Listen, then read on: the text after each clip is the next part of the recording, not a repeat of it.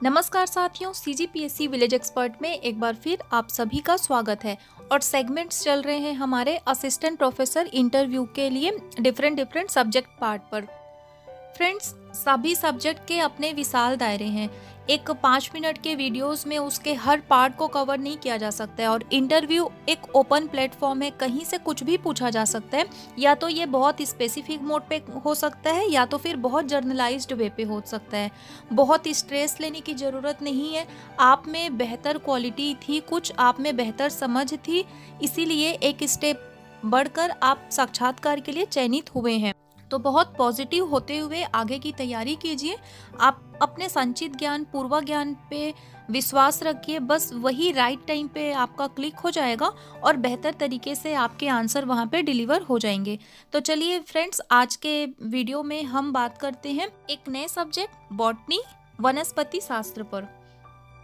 पहला बहुत ही सामान्य सा प्रश्न है, वनस्पति विज्ञान के पिता कौन हैं? आप आंसर करेंगे और पूछा जाएगा कि क्यों इन्हें पिता कहा जाता है या वनस्पति विज्ञान में इनका क्या योगदान है। तो ये आप देख लीजिएगा। अपने विषय वर्गीकरण की एक सतही जानकारी जरूर रखिएगा। आपके विषय में जो भी ये स्पेसिफिक शाखा है कि शैवाल के अध्ययन को, कवक के अध्ययन को, उत्तक के अध्ययन को, है ना, क्या कहा जाता है, वृक्ष, डेंड्रोलॉजी, इसी प्रकार से पुष्प, फल, सब्जी, तो ये सब एरिया जरूर देखिएगा। फिर है जिम्नोस्पर्म, एंजियोस्पर्म, ब्रायोफाइट, शैवाल, ये जो टर्म है इनके क्या अर्थ हैं, प्रोकैरियोट और यूकैरियोट सेल में अंतर, पादप और प्राणी कोशिका में अंतर, बायोनिक से आप क्या समझते हैं, कैस्कोग्राफ से आप क्या समझते हैं। जैसे ही कैस्कोग्राफ का नाम आया तो जिस भी विद्वान का यहाँ पर योगदान रहा तो फिर चीज़ें तुरंत नोबेल प्राइज़ से लिंक कर जाएगी।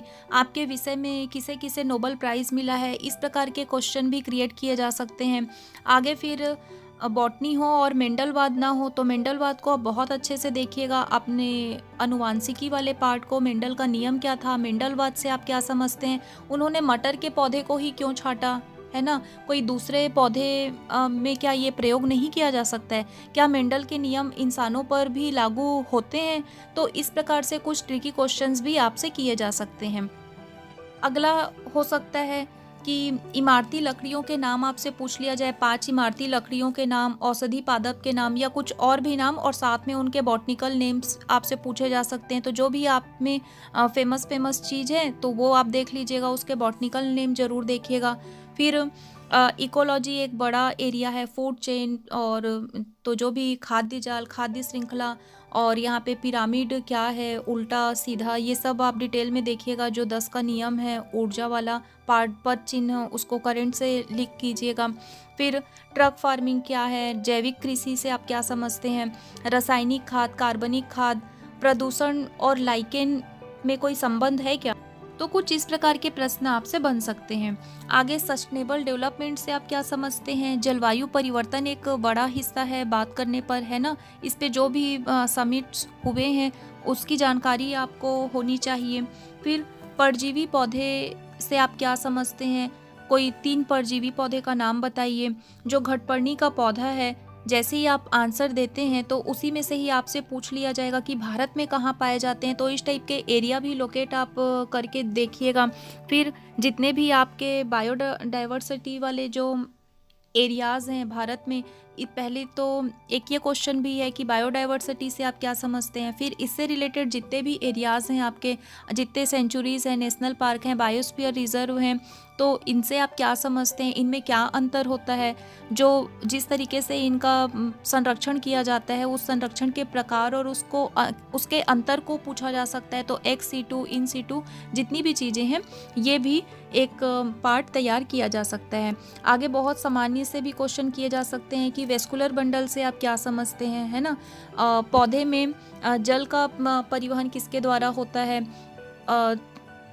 खनिज लवण का किसके द्वारा होता है, फिर शाक, झाड़ी, पेड़ में क्या अंतर है। इसके अलावा कोविड-19 पे आपकी एक अच्छी जानकारी होनी चाहिए। कोविड-19 के दौरान किस औषधीय गुण वाले पौधे का अधिकाधिक प्रयोग लोगों के द्वारा किया गया। साथ ही आमजन में वे सभी औषधीय गुण वाले पौधों के नाम आप जरूर ध्यान में रखिएगा, उनके बॉटनिकल नेम वगैरह, जो अधिकांशतः लोगों के द्वारा प्रयोग किए जाते हैं। तो फ्रेंड्स, आज के वीडियो में इतना ही। नेक्स्ट वीडियो में फिर हम बात करेंगे एक नए विषय पर।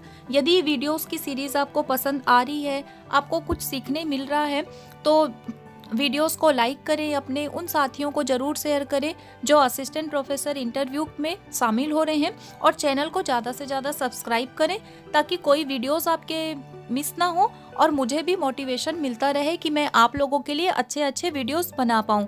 अंत तक बने रहने के लिए आप सभी का सहृदय आभार। Thank you very much.